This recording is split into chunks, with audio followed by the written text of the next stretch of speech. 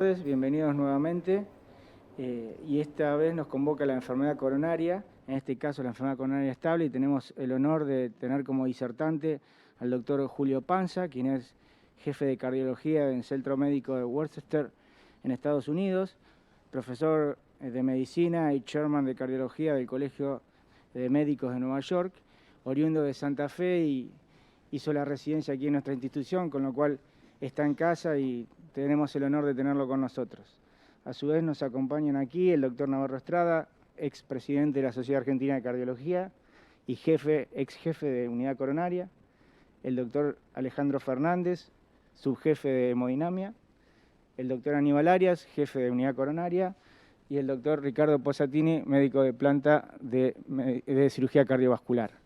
Así que muchas gracias, doctor Panza, por su disertación y adelante. Bueno, muchas gracias por la invitación. Voy a tratar de ser lo más breve posible para dejar más tiempo para las preguntas, que creo que es lo más interesante.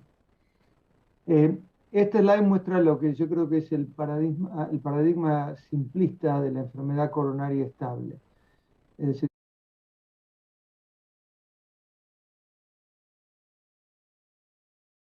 lleva a la realización de una coronariografía y el resultado de la misma es lo que indica el tratamiento médico o la revascularización, ya sea por angioplastia o por enfermedad coronaria, o por revascularización quirúrgica, perdón. Pero en realidad el panorama es mucho más complejo y eso es lo que voy a tratar de abordar en los próximos 20 o 25 minutos, en los cuales uno puede representar la enfermedad coronaria estable como la superposición de 4 elementos: los síntomas, la anatomía coronaria, sobre todo la anatomía coronaria severa con una lesión mayor del 70%, la isquemia inducida durante una prueba de esfuerzo y últimamente la fisiología coronaria demostrada por una prueba fisiológica positiva. A esto se le agregan en realidad muchos otros factores que hacen que el panorama sea mucho más complejo, incluyendo, por ejemplo, la motilidad coronaria, un tema que cuando yo era residente del hospital italiano era algo que nos fascinaba, partiendo desde una lesión fija en la parte izquierda del espectro al espasmo coronario franco.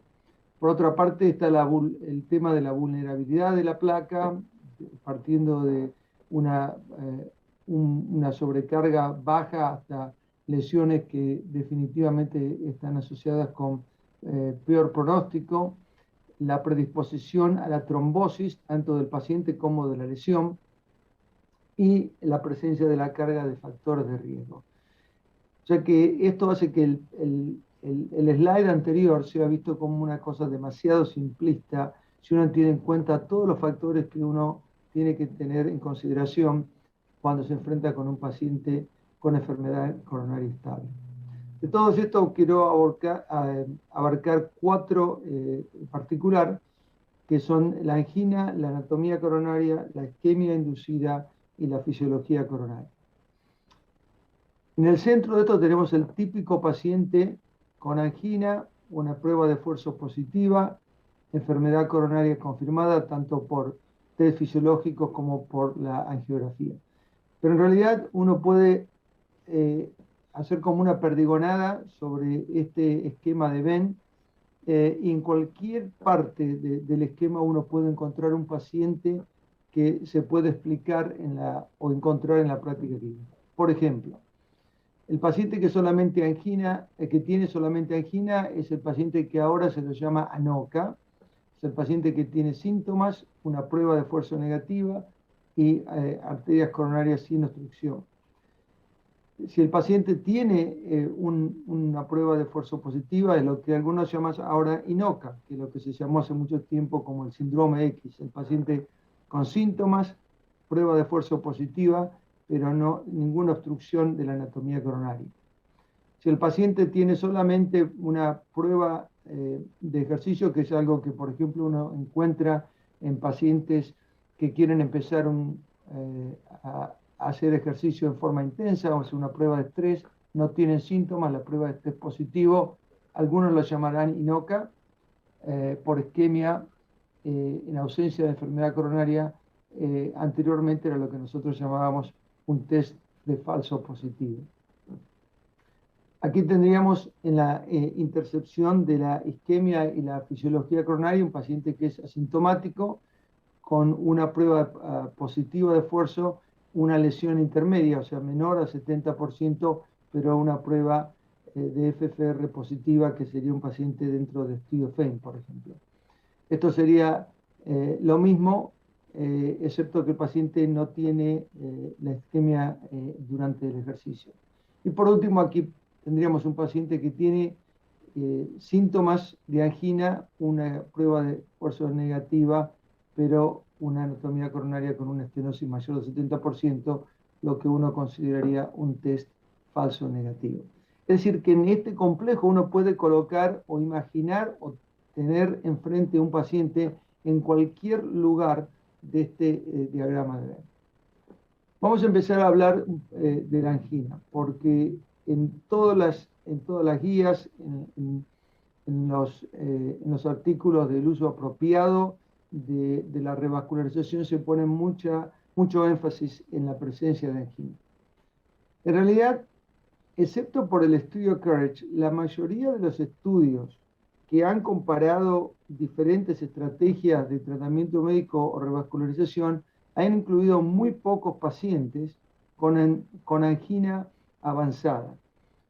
Acá vemos que, excepto el estudio de Courage, que incluyó alrededor de un quinto de los pacientes con angina avanzada, el resto tiene muy pocos pacientes. Si usamos lo que se llama el cuestionario de angina de Seattle, que tiene un rango de 0 a 100, 100 siendo el paciente que no tiene angina, y 0 sería el que tiene angina mucho más limitante, vemos básicamente lo mismo, que la mayoría de los trabajos han incluido pacientes con un score de angina bastante favorable, es decir, con muy poca angina. O sea que un mensaje es que la mayoría de los pacientes que uno se encuentra en la práctica clínica con enfermedad coronaria estable no tienen síntomas o tienen síntomas poco severos. Y son pocos los pacientes en los cuales uno cree que puede modificar la calidad de vida a través de la mejoría de los síntomas, que es obviamente uno de los objetivos del tratamiento.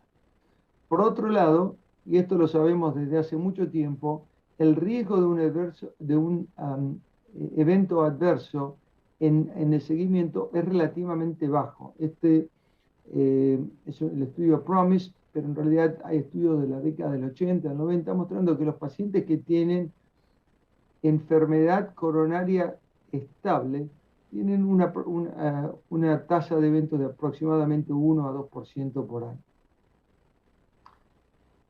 Otro elemento a considerar es cuál es el beneficio que uno espera en cuanto a la angina con respecto al tratamiento. Y esto es uno de los subestudios del estudio de isquemia, donde se muestra en la parte de arriba cuál es el cambio en el score de angina de acuerdo al score basal. Obviamente los pacientes que tienen score muy alto, o sea que tienen muy poca angina, no tienen cambio con el tratamiento. Los pacientes que tienen un score más bajo, o sea que tienen más angina, son los que tienen mayor diferencia, mayor impacto con el tratamiento. Pero creo que lo interesante está en la parte de abajo, donde uno ve que el porcentaje de pacientes que están sin angina, inclusive con tratamiento invasivo, es muy poco. Por ejemplo, al año, solamente 1/3 de los pacientes que tuvieron una estrategia invasiva están libres de angina de pecho. Y obviamente mucho menos si el tratamiento es conservador. Por otro lado, hay que considerar quizás el efecto placebo de la revascularización, por lo menos de la revascularización percutánea y desde ya la revascularización quirúrgica. Este es un estudio bastante interesante, aunque con un número limitado de pacientes, el estudio órbita, que muestra que la mitad de los pacientes, tanto con angioplastia o con un cateterismo placebo, la mitad de los pacientes no tuvieron cambios en la angina, y que solamente 1/4 de los pacientes tuvieron un cambio importante, por lo menos en cuanto a la clase de angina. Por lo tanto, mi conclusión es que en la enfermedad coronaria estable, el uso de la revascularización para calmar o curar de alguna forma la angina se aplica a una minoría de pacientes.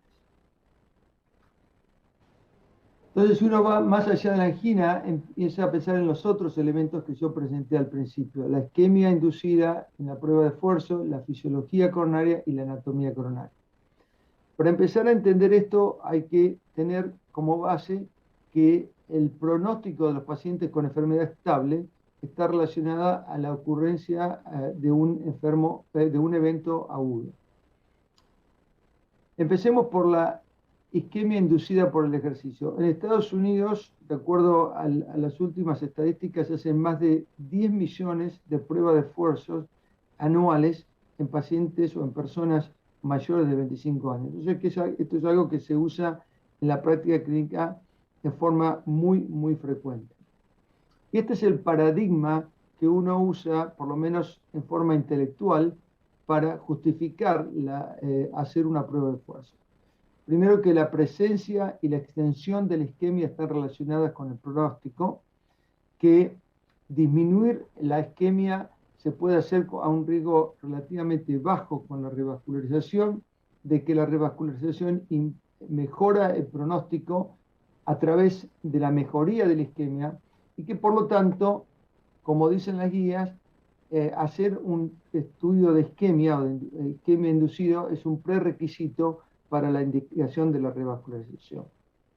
Parte de este paradigma está explicado por estudios como este. Es un estudio retrospectivo muy citado, en el cual se muestra que a medida que aumenta la extensión de la isquemia, el pronóstico, en este caso la mortalidad, es mayor, y que el efecto de la revascularización es mayor a medida que aumenta la magnitud de la isquemia. Esos son los dos mensajes que contiene este slide. Peor pronóstico cuando mayor isquemia hay, mayor impacto de la revascularización cuanto mayor isquemia hay.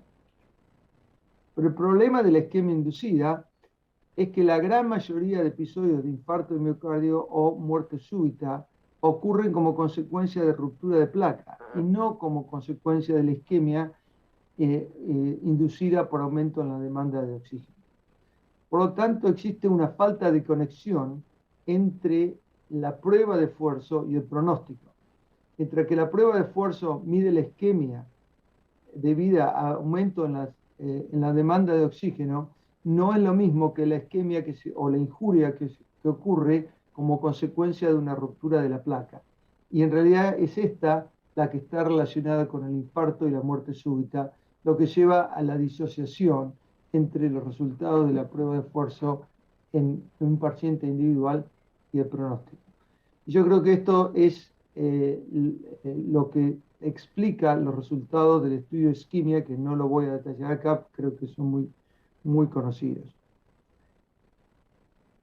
En resumen, creo que es indudable que a mayor isquemia aumenta el riesgo. Lo que no sabemos es cuál es el mecanismo a través del cual la isquemia que se manifiesta en la prueba de esfuerzo confiere mayor riesgo. Es simplemente por los efectos adversos de la isquemia de por sí, por la oclusión de la estenosis severa que es la base de la isquemia inducida, porque ocurren arritmias, o porque simplemente es un marcador de una carga aterosclerótica más severa con mayor número de placas vulnerables.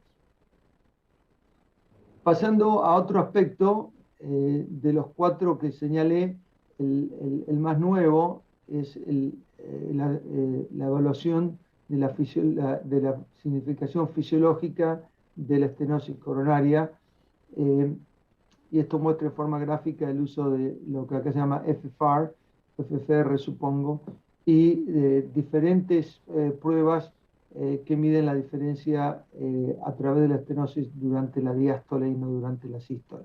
En Estados Unidos, en este momento, por lo menos en nuestro laboratorio y en la mayoría de los laboratorios, el FFR prácticamente no se usa lo que usamos es lo que se llama IFR o DFR o DPR. Este slide muestra el gran número de estudios que se pueden hacer para evaluar la fisiología coronaria. Esto obviamente fue impulsado a través del estudio FAME, que obviamente es muy conocido, en el cual los pacientes fueron randomizados y aquellos que fueron randomizados a una estrategia guiada por FFR tuvieron mejor pronóstico. En realidad, el hecho de que hayan sido randomizados significa que las características basales fueron las mismas, y uno puede interpretar este estudio, el mensaje de este estudio, que simplemente es que cuanto menos stents se colocan, mejores para el paciente. Estudios subsecuentes mostraron que otros índices fisiológicos como el IFR tuvieron básicamente el mismo impacto a nivel de pronóstico comparando un método con el otro. Y el estudio FAME-2 fue el que mostró o que trató de mostrar que una estrategia de revascularización guiada por el FFR es mejor que el tratamiento médico. De todos modos, el endpoint primario fue un compuesto de muerte, infarto de miocardio y revascularización urgente, y en realidad, como se ve aquí, no hubo diferencia en la muerte, no hubo diferencia en el infarto, y la diferencia estuvo solamente en la revascularización urgente, que es un endpoint bastante soft, y como ustedes pueden ver acá, solamente entre un 15 y un 20% de pacientes al año tuvieron revascularización debido a este endpoint. El otro aspecto relacionado a los estudios de FAME es que esto muestra una serie de estudios que compara el uso de terapéutica antiplaquetaria doble comparada con solamente aspirina, mostrando que la terapéutica antiplaquetaria doble es mayor efectiva. Y es probable que los resultados del estudio FAME simplemente se puedan explicar por una distribución heterogénea de terapéutica antitrombótica más potente en los pacientes que se le hizo angioplastia, y que no haya tenido nada que ver con los stents, sino simplemente con una terapéutica médica más agresiva. El problema con el estudio fisiológico es básicamente lo mismo. La mayoría de los episodios de infarto o muerte súbita, que son los que determinan el pronóstico, es consecuencia de ruptura de placas que no se detectan necesariamente por estos métodos. Y desde este punto de vista es interesante ver este subanálisis, que en realidad no fue muy popular, de las lesiones que no fueron las lesiones desferidas, o sea, las lesiones que no se le puso stent porque el FFR fue negativo. En el estudio FAME hubo 513 lesiones en 509 pacientes que si hubieran sido evaluados por la estrategia de angiografía se hubieran puesto un stent. De esas 513 lesiones hubo 31 infartos de miocardio, de los cuales 22, la gran mayoría ocurrió durante el procedimiento.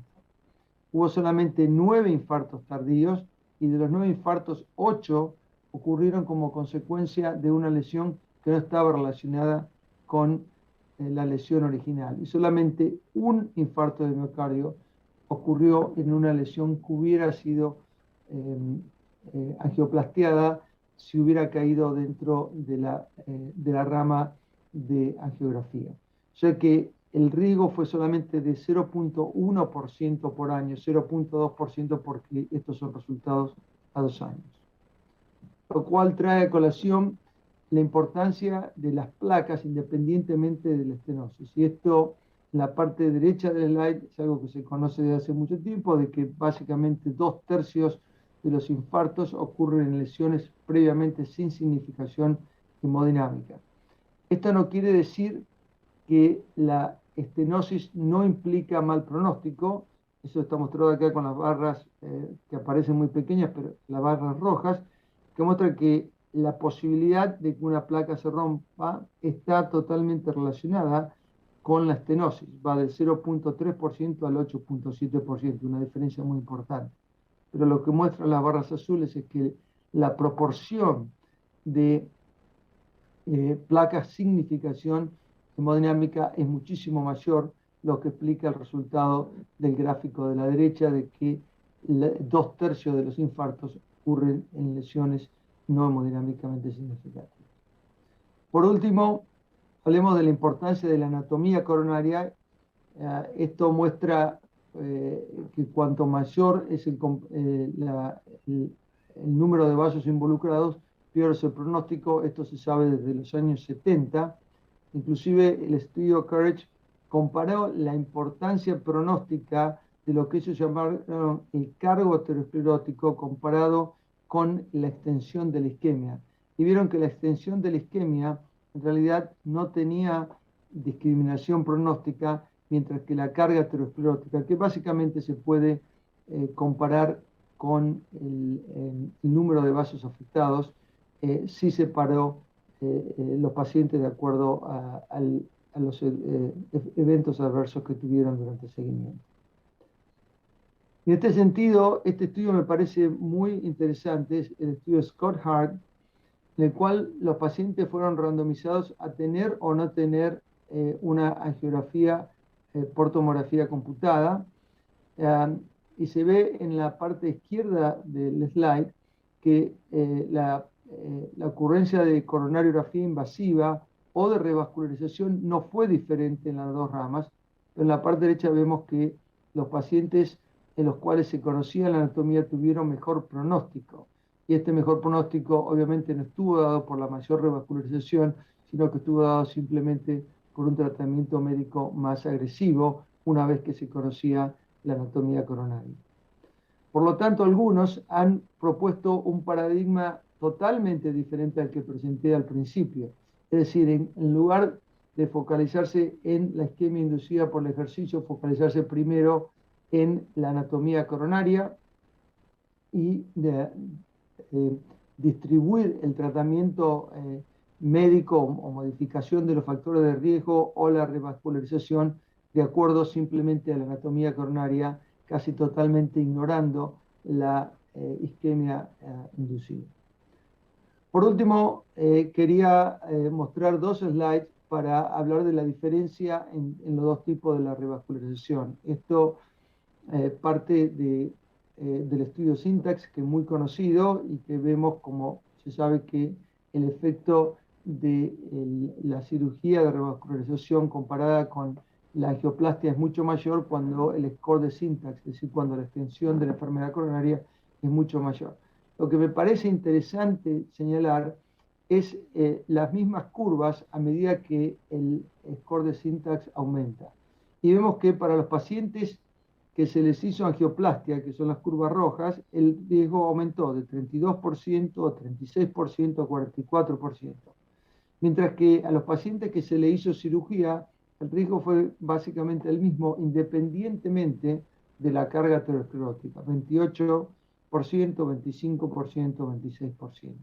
Y esto se explica por el hecho de que la angioplastia solamente resuelve las lesiones que tienen limitaciones de flujo, mientras que la cirugía coronaria previene o tiene la potencialidad de prevenir el infarto cuando hay ruptura de lesiones de flujo, ruptura de lesiones que comprometen el flujo y ruptura de lesiones que no comprometen el flujo.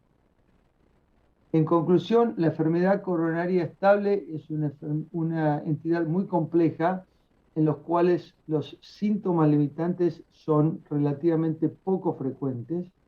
El paradigma de manejar a los pacientes de acuerdo a la presencia de isquemia inducida o a la significación hemodinámica de la estenosis coronaria no está asociado siempre con mejoría en el pronóstico. El conocimiento temprano de la anatomía coronaria es factible en forma no invasiva hoy y está asociada con mejores resultados a través de un tratamiento más agresivo. Y por último, yo creo que a pesar de que la pacientes seleccionados van a continuar beneficiándose por la revascularización. El futuro está en continuar con el desarrollo y el uso aumentado del tratamiento médico para prevenir el desarrollo de la aterosclerosis y la conversión de la enfermedad estable a inestable. Gracias. Bueno, muchísimas gracias, doctor Panza. La verdad que un lujo haberlo tenido.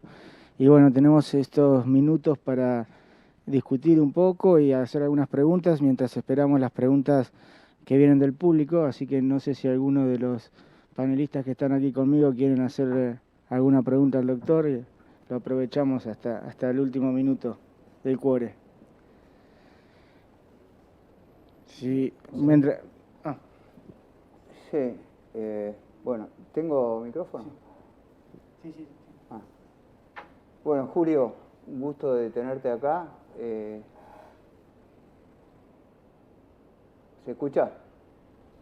Sí, creo que puedo terminar con a ver, sí, ahí te veo mejor. ¿Se escucha ahora? Sí, te escucho Bueno. perfecto. Bueno, me pareció excelente tu charla.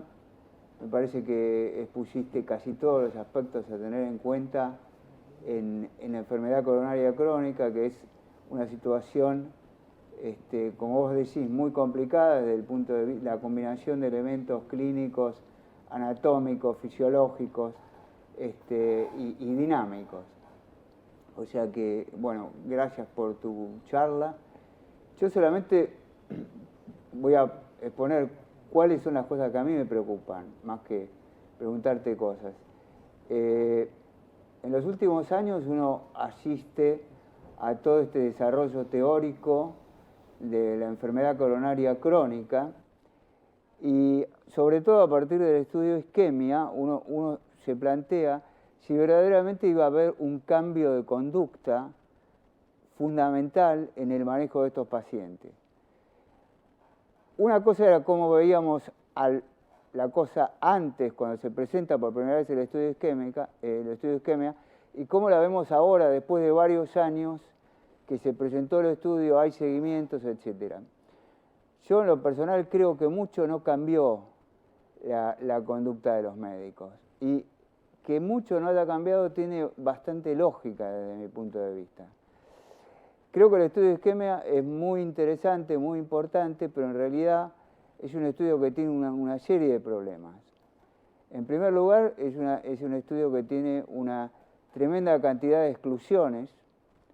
Se excluyen pacientes muy sintomáticos, se excluyen pacientes que tuvieron angina inestable, que fueron operados, que tienen difusión ventricular, que tienen insuficiencia cardíaca, en fin, queda muy poquitito de los pacientes que tuvieron una isquemia, de los cuales 14% no era una isquemia severa, y quedan poquitos pacientes para una terapia llamada conservadora inicial, que en realidad si uno lo mira tampoco es tan conservadora, es conservadora inicial, pero un porcentaje importante de pacientes, seguramente los más graves, pasan a una terapia de revascularización. Por lo tanto, yo creo que este estudio, que al principio dijimos, bueno, tenemos un paciente con isquemia y síntomas crónicos de baja intensidad, no hacemos nada. Le hacemos la CT scan y esperamos hasta que el paciente se ponga muy inestable. Eso no ocurre en la realidad. La realidad es que la anatomía, desde mi punto de vista, no puede ser dejada de lado tan fácil con una coronariografía que te excluya o con un CT scan que te excluya la lesión de tronco. Yo creo que, como vos mostraste bien, la anatomía coronaria es determinante en el pronóstico de la enfermedad. Entonces, ¿qué es lo que los médicos para mí siguen haciendo? Los médicos, frente a una prueba positiva o a pacientes con síntomas crónicos, siguen estudiando inicialmente los enfermos y cuando encuentran lesiones catalogables como lesiones de pobre pronóstico, los pacientes se revascularizan. Por otro lado, también ahora en el último ACC, no quiero convertir esto en un comentario, es simplemente mi reflexión personal. En el último ACC se publica o se presenta, Greg Stone presenta el estudio de revascularización completa versus incompleta y encuentra que aquellos que tuvieron revascularización completa tienen una evolución completamente diferente a los que tuvieron revascularización incompleta. Y además este grupo compara favorablemente con aquellos pacientes de la estrategia conservadora del estudio de isquemia original. Sumándole al problema que la definición de infarto también fue una dificultad en estos pacientes porque el infarto perioperatorio no es lo mismo que el infarto espontáneo, como vos acabás de nombrar, que el infarto espontáneo evolutivo que tiene que ver con la ruptura de placa y tiene mucho peor pronóstico que el infarto periprocedimiento. O sea, resumo diciendo que para mí las cosas no cambiaron demasiado en cardiopatía isquémica crónica. Coincido que el cuadro clínico es de poca importancia y la evocación de isquemia también yo la miro con mucha pinza porque por un lado tiene muchos falsos negativos, muchos falsos positivos y realmente me cuesta mucho tomar esto como parámetro único para tratar enfermos. Este es mi punto de vista, no sé vos qué te parece lo que yo estoy diciendo. Estoy totalmente de acuerdo. El estudio isquemia tiene dos problemas fundamentales. Uno, que es un estudio donde lo que se randomizó fue una estrategia diagnóstica. Tal cual. A diferencia de estudios, como hay miles, donde lo que se randomiza es un tratamiento. Al randomizar una estrategia, uno incluye todos los sesgos que ocurren después de la randomización. Es decir, no todos los médicos, cuando, por ejemplo, a un paciente se le hace una coronariografía, van a reaccionar desde el punto de vista terapéutico, que es obviamente lo que impacta en el paciente, porque hacer una coronariografía no le mejora o le empeora el pronóstico a nadie, excepto que haya una complicación del estudio, ¿no es cierto? Entonces, el sesgo que se introduce con respecto a cómo se actúa después de hacer un estudio diagnóstico está incluido en los resultados que uno ve al final. O sea que eso es un problema. Y el otro problema fundamental es que el estudio de isquemia sufre de lo que yo he llamado el estudio a destiempo. Es decir, y esto yo lo he discutido con respecto al uso del balón de contrapulsación en pacientes con shock cardiogénico después de un infarto. Cuando un estudio se hace muchos años después que una cierta técnica ha sido usada, ese tiempo que ha ocurrido de que la técnica ha sido usada, desarrolla en cada uno de los médicos que van a incluir pacientes en el estudio su propio sesgo con respecto a la utilidad de esa técnica. Por lo tanto, cuando se hace el estudio randomizado, esto uno lo sabe a partir de participar en estudios randomizados múltiples, los pacientes que se enrolan son los pacientes en los cuales los médicos que enrolan a los pacientes, que no son los mismos médicos que diseñan el estudio, tienen dudas con respecto a la eficacia de dicho tratamiento. Entonces, creo que esto es mucho más claro con los estudios de balón de contrapulsación.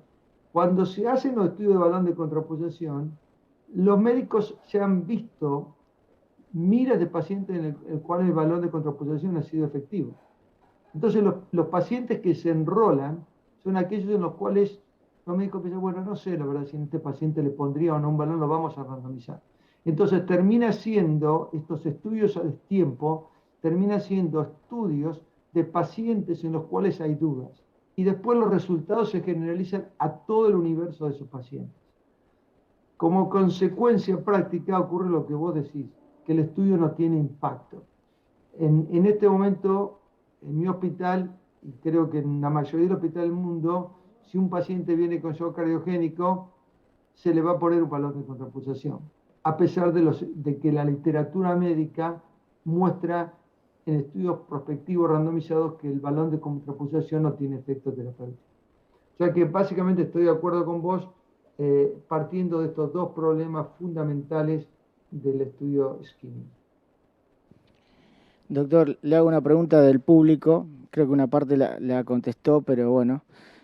Si las placas vulnerables tienen gran significado pronóstico en pacientes de alto riesgo clínico, ¿se justifica una tomografía coronaria para identificar la carga de placa de alto riesgo?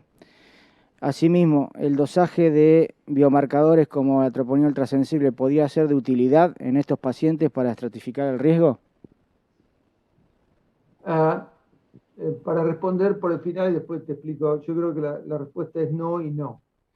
Primero, el tema de la placa vulnerable es un mito. Todo el mundo habla de la placa vulnerable, pero en realidad nadie la vio. Es decir, la mayoría de los estudios de placa vulnerable se hacen con pacientes que ya han sufrido un episodio isquémico o un episodio coronario agudo. La definición ontológica de una placa vulnerable es una placa que no se ha roto, ¿verdad? Entonces, uno solamente puede saber que una placa fue vulnerable después que la placa se ha roto. Eso es número uno. Número dos, en la vida longitudinal de un paciente, obviamente hay una gran mayoría del tiempo, una enorme cantidad de tiempo en que las placas no se mueven y de pronto una placa se rompe. Si uno hiciera o uno propusiera estudiar un paciente o tratar de encontrar las placas vulnerables, tendría que hacer un estudio todos los días o todas las semanas. Porque en algún momento la placa estable se vuelve vulnerable y luego se rompe, ¿verdad? Entonces, si uno quisiera tratar de prevenir la ruptura de la placa actuando en la placa vulnerable, tendría que hacer un estudio, tendría que encontrar un método que sea tan simple como, por ejemplo, tomarse el peso en una balanza que uno tiene en el baño todos los días. Entonces, hoy o esta semana o este mes encontré que tengo una placa vulnerable y voy a hacer algo. Y después hay que definir qué sería ese algo. O sea que yo creo que eso es todo un mito. La otra parte de la pregunta me la olvidé. Con respecto a los biomarcadores, si considera que tienen algún papel. El problema es que la troponina es un marcador de miocardio. No es un marcador, que yo sepa, la troponina no está en el vaso. Entonces, si uno quiere detectar placa vulnerable, la troponina ultrasensible lo que mide es un pequeño daño, y creo que todavía no sabemos qué es lo que significa encontrar una troponina levemente aumentada cuando es ultrasensible. O sea, obviamente indica que hubo cierto grado de isquemia o de injuria, pero no creo que ninguna de esas dos cosas. El problema es que en cierta forma, y esto lo que voy a decir puede resultar terriblemente controversial, la enfermedad coronaria se puede considerar como una enfermedad casi hasta benigna, porque todo el mundo la tiene, o la aterosclerosis, durante la vida de un paciente. Desde los 30 años uno desarrolla aterosclerosis y hay días, o sea, un porcentaje mínimo de tiempo en el cual una placa se rompe. Ese yo creo que es el desafío más grande de la enfermedad coronaria. Bien, y me cortan si tienen alguna pregunta, pero otra pregunta del público. En la enfermedad coronaria crónica es una enfermedad de personas mayores. En estos pacientes, la ATC coronaria puede no ser tan precisa. Igualmente, ¿cree que tiene un papel como manejo inicial de esta patología? Yo corregiría un poco. Yo creo que la enfermedad coronaria hay que pensar a considerarla como una enfermedad que se desarrolla al principio. Y como dije en mis conclusiones, creo que lo que tenemos que tratar de hacer es prevenir, número uno, y una vez que la enfermedad está instalada, tratar de mantenerla estable y no inestable. Creo que el tema de conocer la anatomía es fundamental para la decisión terapéutica con respecto a la revascularización. Creo que si uno conceptualiza la enfermedad coronaria como una enfermedad de personas añosas, pierde la oportunidad de hacer prevención en una forma mucho más temprana. Y esto me da oportunidad para, en cierta forma, criticar a las guías de tratamiento de los lípidos, donde creo que el concepto de cuanto más bajo el colesterol, mejor es un concepto que está muy afirmado, pero el concepto que no está tan afirmado es que cuanto más tiempo se trata el colesterol, más efectivo va a ser el tratamiento de prevención. Y creo que las guías están erradas en establecer un nivel de tratamiento basado en el riesgo cardiovascular, simplemente porque no hay estudios, porque sería terriblemente costoso demostrar el tratamiento, la efectividad del tratamiento contra el colesterol en pacientes con riesgo bajo. Pero desde hace mucho tiempo mi actitud con respecto al tratamiento de colesterol es mucho más agresiva que lo que indican las guías, y esto se basa fundamentalmente, en cierta forma relacionada con la pregunta, en el concepto de que no es una enfermedad de personas añosas. Doctor Panza, felicitaciones por la disertación, muchas gracias. Es difícil a veces definir qué es tratamiento médico óptimo. Y a mí se me corren dos preguntas en relación al manejo de la antiagregación. Hace poco se comparó cabeza a cabeza el clopidogrel contra la aspirina en pacientes que se habían revascularizado y que había pasado el año. Y bueno, el clopidogrel mostró que reduce el infarto y el sangrado, pero no la mortalidad cardiovascular. ¿Cuál es su opinión al respecto? ¿Estamos en tiempo de usar clopidogrel en estos pacientes o todavía es prematuro y debemos esperar el seguimiento alejado de este estudio? Yo creo que básicamente el tratamiento de la enfermedad coronaria establecida, estable, en este momento se centra en dos aspectos. Uno es el tratamiento antitrombótico y el otro es el tratamiento al que me referí anteriormente, el tratamiento antilipídico, si se puede llamar así. Con respecto al tratamiento antitrombótico, que es el objetivo de la pregunta, creo que cuanto más agresivo se es, mejor resultados se va a tener desde el punto de vista de ocurrencia de eventos coronarios. Pero obviamente hay un precio que pagar y el precio está en el sangrado. Cuando uno mezcla todos los pacientes con diferentes niveles de riesgo isquémico y diferentes niveles de riesgo de sangrado, ahí es cuando se encuentra con estudios en los cuales se incluyen miles de pacientes, se mezclan todos estos pacientes, entonces el riesgo de uno nulifica el riesgo del otro lado, ¿no es cierto? Y yo creo que cuando uno se enfrenta con un paciente individual, tiene que medir ambos riesgos y tener el concepto que el tratamiento más agresivo va a ser mejor desde el punto de vista antiisquémico, por decirlo de algún modo, o anticonversión a un síndrome agudo, pero que va a ser peor desde el punto de vista de sangrado. Entonces, evaluar el riesgo individual de los dos aspectos creo que es lo que determina la agresividad del tratamiento antiplaquetario. Julio, acerca del comentario, de la pregunta que te hizo Aníbal y el comentario que haces vos, yo quería agregar una cosita. O sea, hemos asistido en los últimos años a una, en virtud de esta,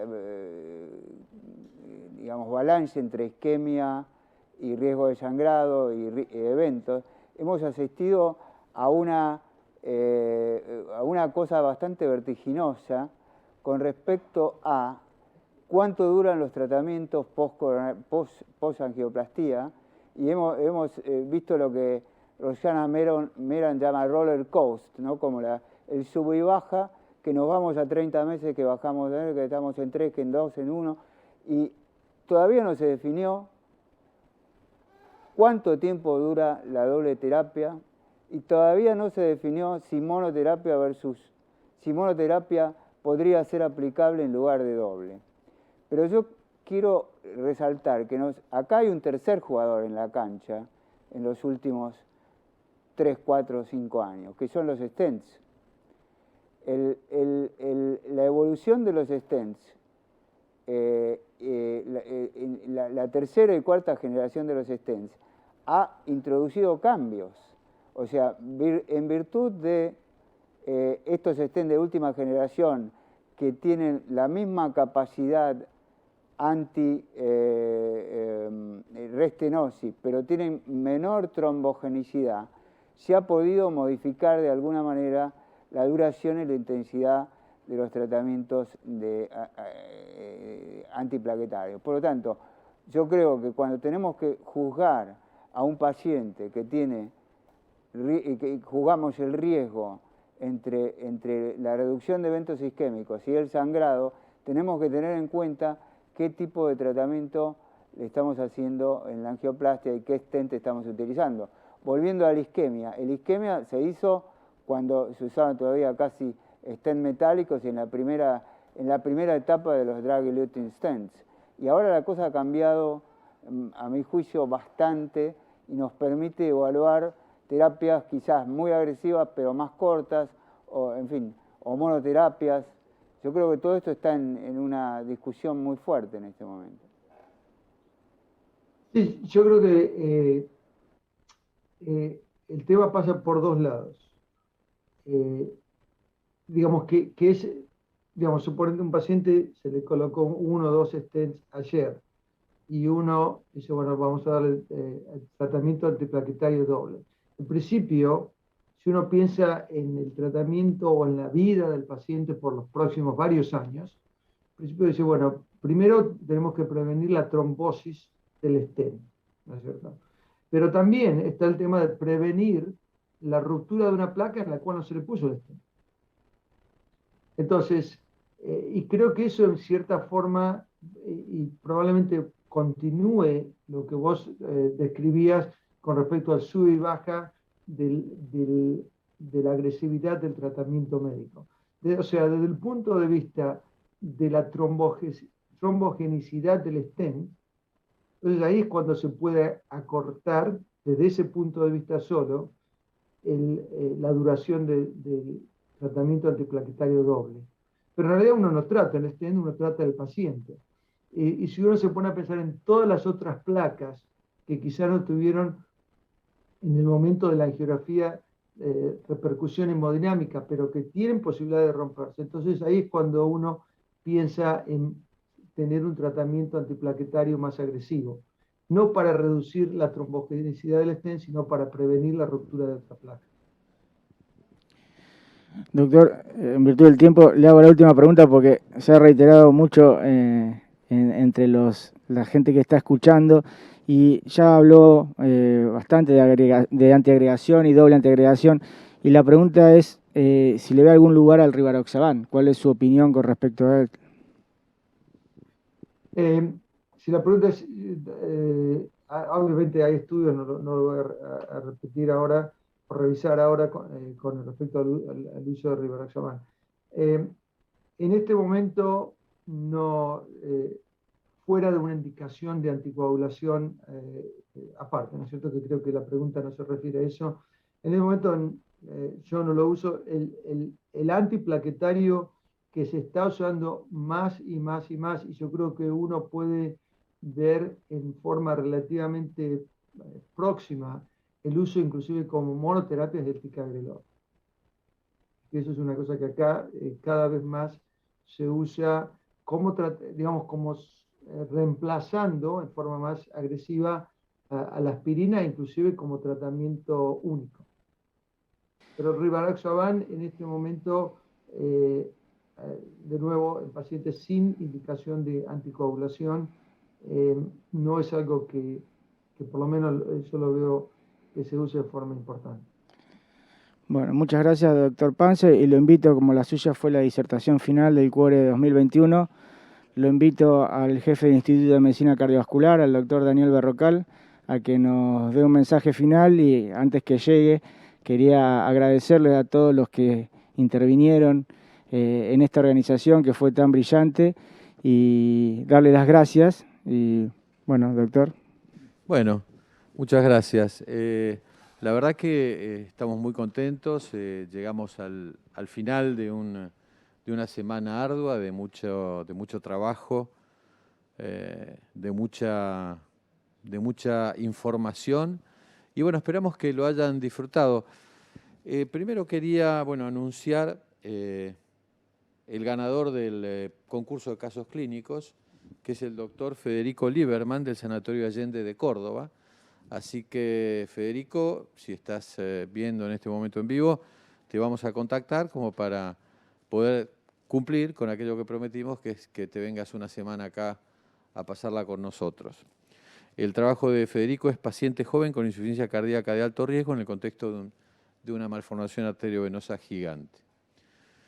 El otro punto, bueno, justo coincidió, parece, la verdad no lo hicimos a propósito, pero parece que lo hubiéramos hecho a propósito. Hoy es el Día Internacional del Corazón y la verdad es bastante importante recordarlo, es bastante importante renovar todo el compromiso de todos nosotros, los que estamos acá y los que están del otro lado, para trabajar en la salud cardiovascular de nuestra población. Nosotros estamos muy orgullosos de poder decir esto que dice esta frase, que cuidamos del corazón antes de que el niño nazca, de hecho, con las intervenciones fetales y las intervenciones intraútero. Y bueno, nuestra expectativa es, y seguiremos haciéndolo durante mucho tiempo, y hoy acompañamos a los pacientes hasta edades avanzadas con los tratamientos de prevención y con los tratamientos curativos que también se desarrollan en poblaciones muy añosas. Así que bueno, vaya este recordatorio de este día tan importante, que creo que para todos nosotros es renovar un poco nuestro compromiso con lo que hacemos. Y finalmente, y para no aburrir, yo lo que quiero ahora es invitar, que están acá, todos los organizadores de esto, porque esto tuvo un grupo de gente joven. Vengan, dale, vengan. Dale. No están todos, pero bueno, aunque sea, están los más importantes, como dicen. Vení. Vengan todos acá. Bueno, la verdad que han trabajado un montón, se han matado para hacer esto, han exprimido el cerebro al máximo y creo que el resultado, esperemos, ustedes dirán si se logró o no se logró. Así que los esperamos en CUORE 2022, perdón. Seguramente veremos cómo evoluciona. Es probable que evolucionemos también nosotros al formato híbrido, pero bueno, el tiempo y la pandemia lo dirán y los mantenemos informados.